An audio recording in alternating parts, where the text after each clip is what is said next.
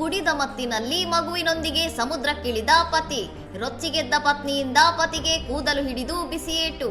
ಮದ್ಯದ ಮಲಿನಲ್ಲಿದ್ದ ವ್ಯಕ್ತಿಯೊಬ್ಬ ಅಬ್ಬರದ ಅಲೆಗಳಿದ್ದರೂ ಲೆಕ್ಕಿಸದೆ ತನ್ನ ಪುಟ್ಟ ಮಗುವನ್ನು ಎತ್ತಿಕೊಂಡು ಸಮುದ್ರದ ಆಳಕ್ಕೆ ಹೋಗಿ ಅಪಾಯ ತಂದೊಡ್ಡಿದ್ದಾನೆ.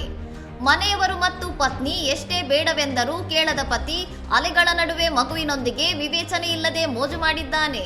ಪತಿಯ ಈ ಬೇಜವಾಬ್ದಾರಿ ವರ್ತನೆಯಿಂದ ಆತಂಕಗೊಂಡ ಪತ್ನಿ ಆತ ದಡಕ್ಕೆ ಬರುತ್ತಿದ್ದಂತೆಯೇ ಮಗುವನ್ನು ರಕ್ಷಿಸಿ ತನ್ನ ವಶಕ್ಕೆ ಪಡೆದುಕೊಂಡಿದ್ದಾಳೆ.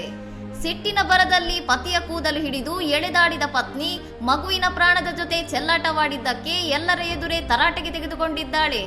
ಈ ಇಡೀ ಘಟನೆಯನ್ನು ಸ್ಥಳೀಯರು ಮೊಬೈಲ್ನಲ್ಲಿ ಸೆರೆ ಹಿಡಿದಿದ್ದು, ಸಾಮಾಜಿಕ ಜಾಲತಾಣಗಳಲ್ಲಿ ಪತ್ನಿಯ ಸಮಯ ಪ್ರಜ್ಞೆ ಮತ್ತು ಧೈರ್ಯಕ್ಕೆ ಭಾರಿ ಮೆಚ್ಚುಗೆ ವ್ಯಕ್ತವಾಗುತ್ತಿದೆ. ಇನ್ನಷ್ಟು ಸುದ್ದಿಗಳಿಗಾಗಿ ನೋಡ್ತಾ ಇರಿ ಸೌರಂ ಟಿವಿ.